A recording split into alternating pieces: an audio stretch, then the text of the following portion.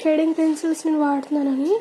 నేను వాడిన షేడింగ్ పెన్సిల్స్తో నాకు బెస్ట్ రిజల్ట్స్ వచ్చాయి. చూడండి, ఇవి నేను షేడింగ్ పెన్సిల్స్తో వేసాను, అదైతే వచ్చేసి నేను చార్కోల్ పెన్సిల్స్తో వేసాను. వాటి రిజల్ట్స్ ఇలా వచ్చాయి. ఈ డ్రాయింగ్ నేను 7th వేసాను.